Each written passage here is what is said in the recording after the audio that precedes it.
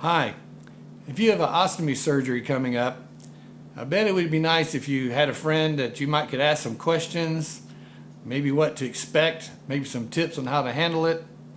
Well, I wish I had one of those friends, but I didn't know anybody. So hopefully today I can be that friend and answer some of your questions about what to expect.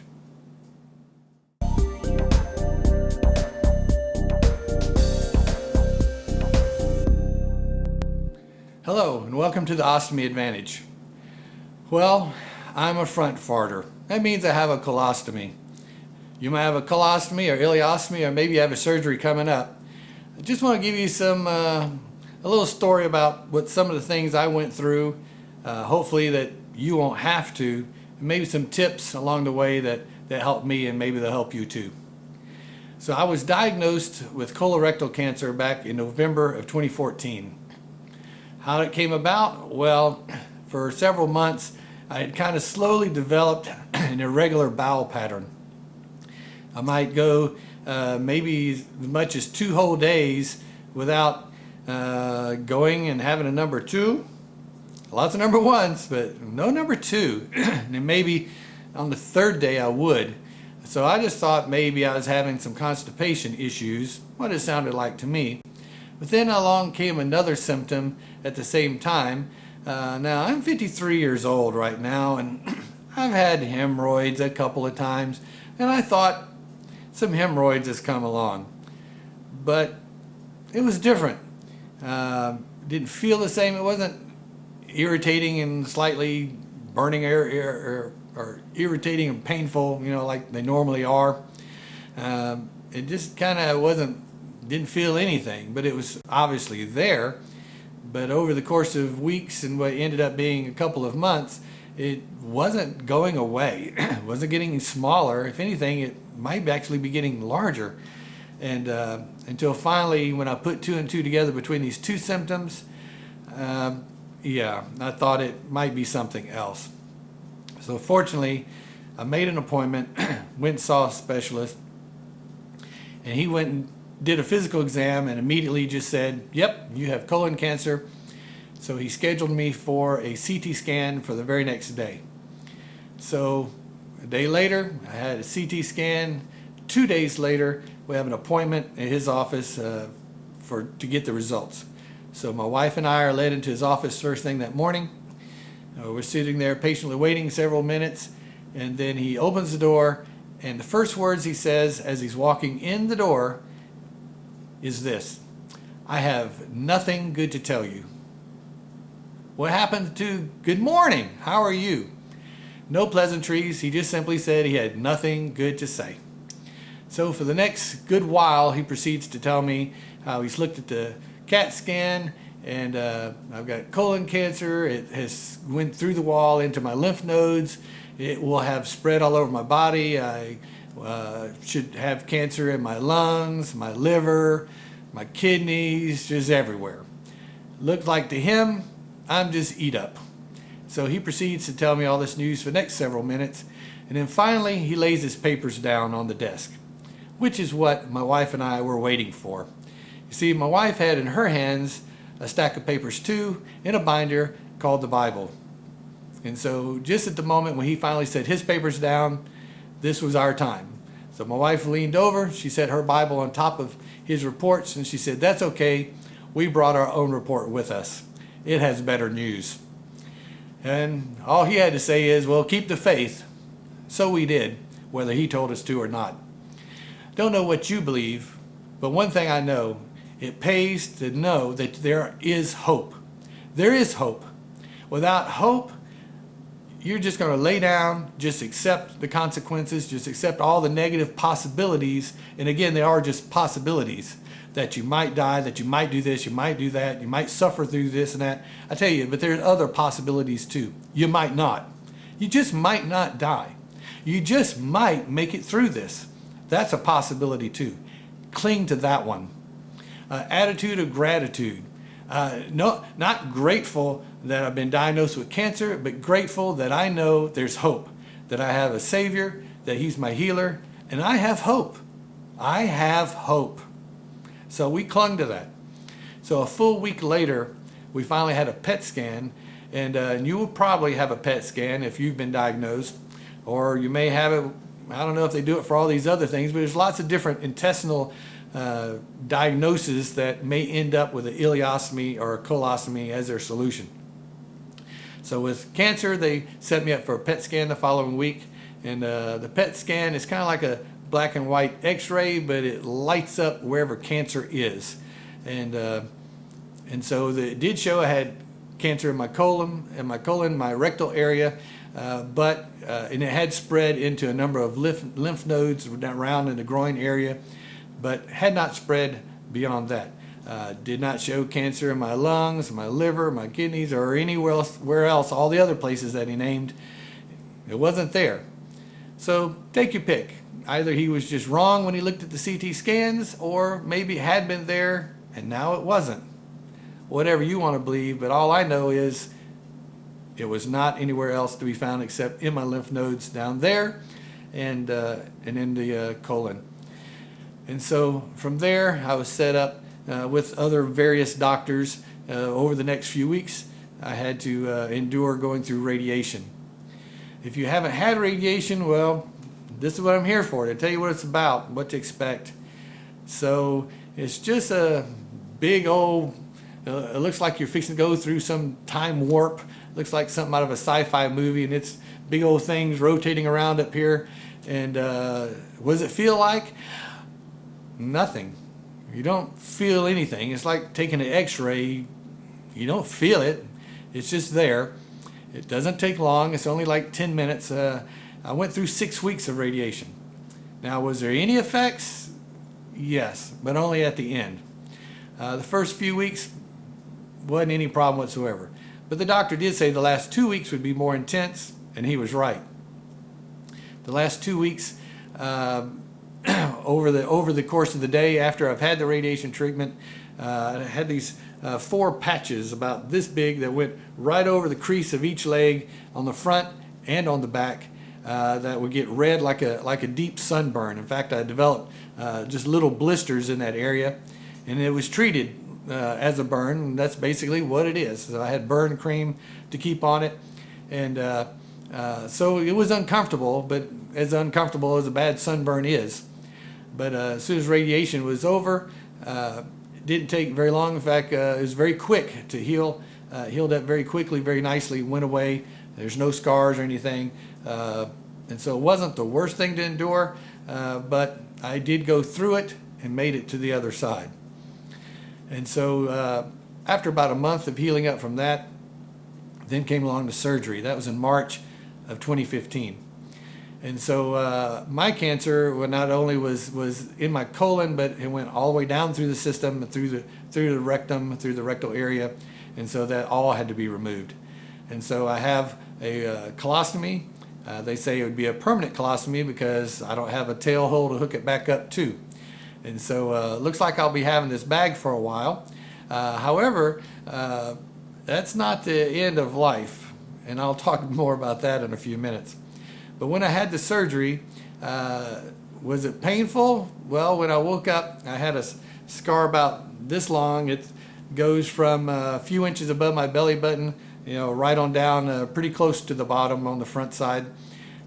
When I woke up, I had a length of staples. If I remember right, I think I had, I believe it was 37 staples all the way down the front side, and then they had me patched up on the back side. And yeah, okay, sure, it hurt, it was painful, mainly because of the cotton picking doctors and nurses. The very next day they're trying to get you up, get you walking, get you up sitting in a chair, and get you mobile, and which is all good for you, but not easy to do. They do have you take a pillow and put the pillow across your midsection and hold it tightly as you walk to try to add a little pressure. And yeah, I didn't walk far that first few days. I was in the hospital for a little while, but I did make it through. So not only did I have the row of staples, but then I also had the colostomy. Now in the hospital, they take care of that for you.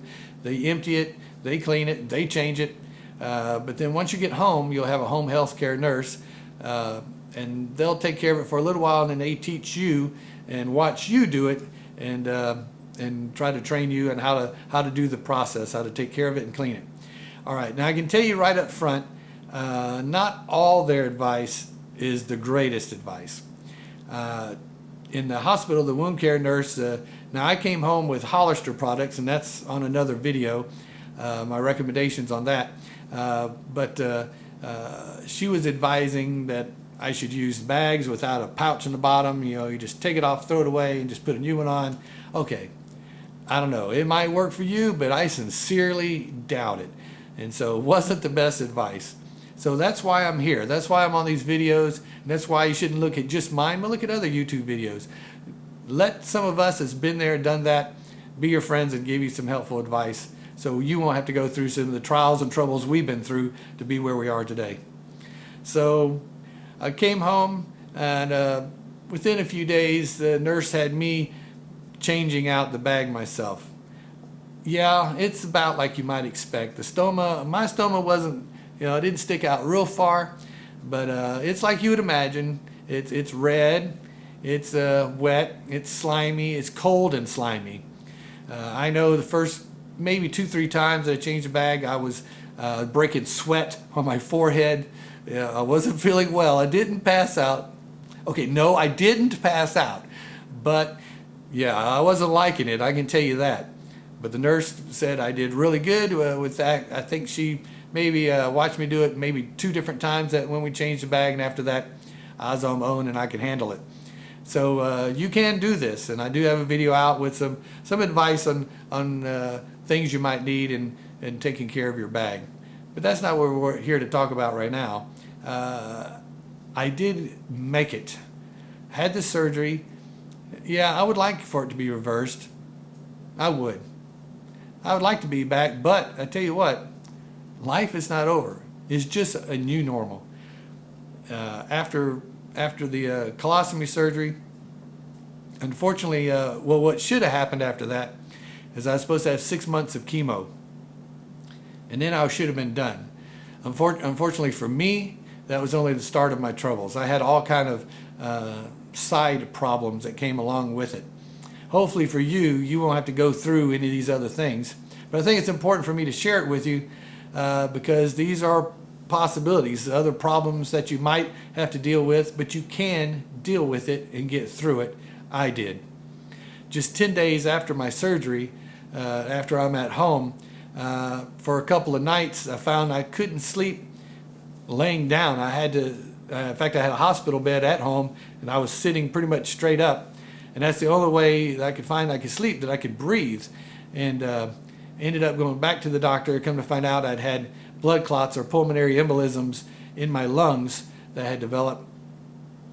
But I got treated for that and was only in the hospital a few days, and I come home fine. My troubles still didn't stop. Just a few weeks after that, maybe just 2 more weeks after that, then I had a stroke. Didn't know I'd had a stroke yet. I just woke up, had come downstairs, was walking fine, and my phone rang. I answered the phone. It was my home health care nurse telling me what time she was coming over. When I went to speak to her, I couldn't speak. In my brain, I was talking, but in my mouth, it was just nothing would come out. My nurse started yelling at me with a tude on the phone, telling me that I have had a stroke or I'm having a stroke, that I need to hang up immediately and go to the emergency room. And I'm trying to tell her, no. I couldn't even say, no, I'm not. So I had to accept the fact that maybe she's right here. So I hung up the phone. My wife took me to the emergency room. They said I had had a stroke. But by the time they had me set up and I had a CT scan of my head, they found absolutely nothing. And by the time they were covering the CT with me, I was already speaking again, but it was stuttery, and it was stuttery for the next several days, but it came back. By the end of the week, yeah, my speech came back, and I've had no other ill effects from it. So I had blood clots to my lungs, I had a stroke, but I'm here. So was there hope on the other side? Yeah, there is. I'm still here and I made it through. But unfortunately, that was still not the end of my troubles. So what was supposed to happen was, I was supposed to go on into chemo, but all this trouble just kind of slowed things up. Well, I went back to work and was fixing to start chemotherapy just 2 weeks after I went back to work. I worked 1 week, then the Monday of my second week I'm at work, and I kept dry heaving in my office that morning and didn't know what was going on. I ate lunch. My lunch all came right back up. Decided I better call it quits and go to the house. So I went home, told my wife I have to make an appointment, try to see if I can get in to see the doctor the next day because something is not right. I didn't make it to the next day. At 2 o'clock that night, I woke up in immense pain. My stomach was fully distended. It looked like I was 9 months pregnant. And my stomach was hard as a rock. And my wife brought me to the emergency room. The nurse said, "You're fixing to fight me. You're not going to like this." It's like, what are you fixing to do to me? So she's shoving a tube up my nose, down into my throat, into my stomach, while another lady's over here with a big gulp glass saying, "Drink it, drink it, drink it." And she's trying to shove a tube, and she's trying to say, "Drink it, drink it." Okay, it was not a pleasant experience. But they got the tube in, they got it into my stomach, and then they threw me in an ambulance. And then from there, I went to Savannah, Georgia, to Memorial Hospital. That's where I was for the next 38 days. They tried to, what had happened, I had developed an abscess on the inside, an infection, and it had infected my colon and what was left of my colon and intestines, and they had swollen up and had swole shut, so nothing could pass through. And that's why I'd been dry heaving and why I'd swollen up and looked like I was pregnant. And so they drained my stomach. They went in and tried to drain the abscess. Was able to drain some of it. But however, they put me on a lot of antibiotic drips. I had 6 different bags hooked up here dripping, but it only shrank about by 1/3 and just wouldn't go away. So then comes the next surgery. So the doctor had to go in, open me back up, and he had to physically remove the abscess and unfortunately take out more of my colon and intestine, and then put in a temporary ileostomy. Because now that he did all that surgery in there, that had to have a chance to heal. So now, when I wake up, I have a colostomy on my left, ileostomy on my right, and a surprise in the middle. I thought I was going to wake up with another little row of staples up and down the front. I believe I had 37 staples, if I remember right. I thought was going to be cut right back in the same place with another row of staples again. But what he didn't tell me is that, because it was an infection, and that's what the surgery was for, was to get rid of infection, they would not be able to sew it up and close it back up. The infection would have to be allowed to drain. So I woke up with an open wound, this long, from a couple inches above my belly button all the way down the front. And yeah, I'm not going to kid you, it was painful. And when they try to move me or have me roll on my side so they could check my bandages and stuff on the back side, yeah, it was extremely painful. Once again, they get you up, they get you walking, and I made it through. So if you ever had an open wound, yeah, I feel for you. It's not an easy thing. I'll be honest with you. What happens with the open wound is they put like a black foam. It kind of looks like if you have a window unit in your house and with black foam around the window to seal in the air. Kind of look like an insulating foam. And they cut the strip of foam and they stick it down inside the open wound. And then they have like a clear tape, like a saran wrap. It's thin and clear over the top of it, and then they poke a hole in it, and a tube is attached to it. And the end of the tube, there's a little portable vac, a little vacuum that's hooked up to it, a little shop vac, if you will. And when they turn that thing on the first couple times, okay, it lit my fire. That thing turns on and starts sucking all the air out of the foam and just sucks that tape right on down flat to your belly. And it stays on. It only hurt for about 1 or 2 minutes, and then it faded away.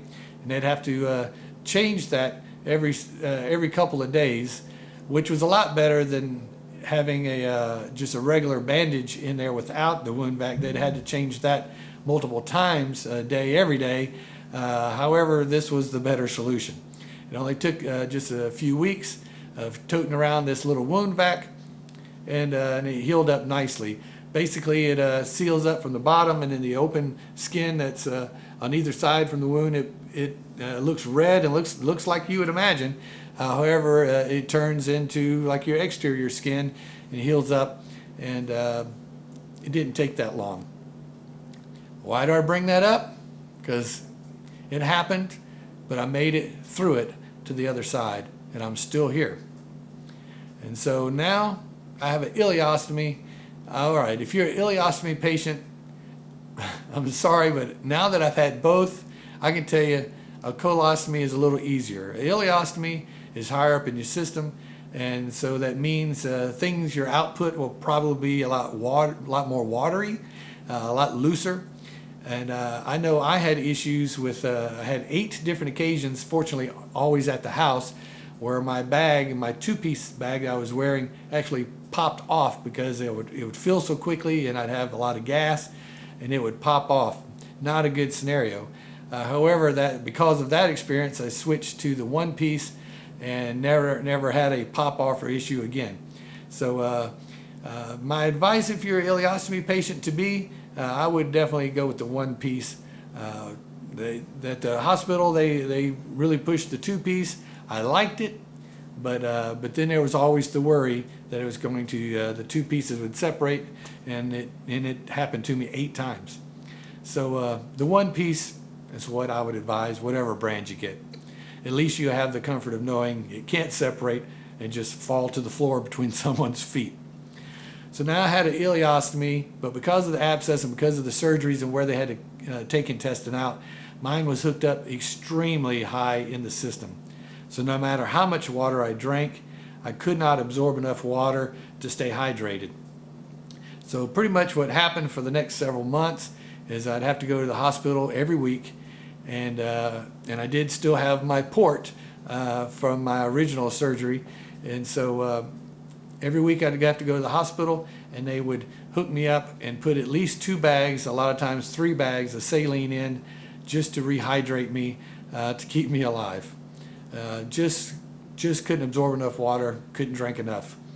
And so unfortunately, even though I was getting the bags of saline 1 week, that still wasn't enough, and I dehydrated out. That put me back at Savannah Memorial for a full week, where they was trying to rescue my kidneys. I'd went into full kidney failure, and they were fixing to start me on dialysis. Once again, God came through. The night before dialysis was supposed to begin, my kidneys suddenly turned back on. Never had dialysis once, and I've been fine ever since. But eventually had the 1 more surgery to reverse the ileostomy. They took it off, and they didn't tell me again it was going to be an open wound. What is it with people? They don't sew you up anymore? Is the price of thread gone up out of the roof? I don't know. But I woke up, and I basically had a hole about this big right there where the ileostomy used to be, and they just pulled the corners of it and put 2 staples on either side, so it kind of looked like a eyeball with the eyeball missing. It's just a socket there, and it was like a oddly formed cyclops or something. And I made a mistake. You know, the nurse, first time she's changing the dressing, I wanted to look, so I picked up my mirror and looked down there and saw my guts through a big hole. Okay, you're just never supposed to see your own guts. Never. It's just wrong. So I didn't look anymore after that, but did learn how to change the dressing, and did make it home, and over just a few weeks, the eyeball just slowly closed up, got tighter and tighter. Now it's healed up. It's just a fine red line where the ostomy used to be. So I don't know if they'll sew you up when your ostomy is removed, if you get to have a reversal, but be wary. You might not want to look down there right away, okay? But I made it through. Then what was supposed to happen after I healed up from that, after about another month, I was finally supposed to start 6 months of chemotherapy. I was supposed to already had it, but with all the complications, it kept getting delayed more and more. Okay, now about the chemo. So I was set up for 6 months of chemotherapy. The doctor said that I would be so sick and weak that I'd have to live in the nunnery house right next door to the Brunswick Hospital where I had my chemo. And I'd have to live there for the 6 months because I just wouldn't be able to do anything and I'd be so tired and weak and sick. However, for me, and now this is just my experience, didn't get sick once. I did not move into the nunnery house. I told him if it got that bad and if I were to get that sick, I would. But I just didn't think it would. And fortunately, I was right. Never had nausea one single time. Didn't lose any of my hair. Yeah, this hairline's always been that high. Sorry, it wasn't shaved for cancer. My hair's just this short and my hairline's just that high. But it has nothing to do with cancer. It's always been that way. But I made it through it. Now, the actual experience of going to chemotherapy, really not an issue. At least it wasn't for me. They just hooked up to my port, which is under your skin there. It's just a little metal triangular thing under your skin there, and you just stick the needle through right into it. And yeah, you can put some lidocaine on it before they do it and numb it up. Or they got a spray, they can spray it and it freezes real cold. They put the needle through into the port. They hit it first time, every time. And then a couple of hours of sitting there watching TV while the chemo drips. The only problem during chemo, well, it made me pee like a Russian bull. I don't know what that means. I don't know how a Russian bull pees, frankly. But about every 30, 45 minutes, man, I had to go. So I'd be running down the hall with my pole and taking a big whiz and coming back. But after about 2.5 hours, the chemo would be done. I never got sick, never had any issues. And I did this once every 2 weeks for 6 months. Did I have any other effects or ill effects from the chemo? Yeah, but a side effect that actually I didn't know about, ever heard of until I had chemo. It was neuropathy. Neuropathy is basically a damage to your nerve endings, especially in your hands and your feet. Now, I didn't really have a lot of issue during chemo with neuropathy in my feet, but a couple weeks after the chemo started, it did develop pretty severely in my hands. I noticed it for the first time when I went to get ice cubes out of the freezer and put it in a glass. The second I grabbed them ice cubes, man, it was like needles jabbing my fingers. And so at that point, I started using the gloves that they had sent home with me from the hospital that was hanging on a magnet on the front of the fridge.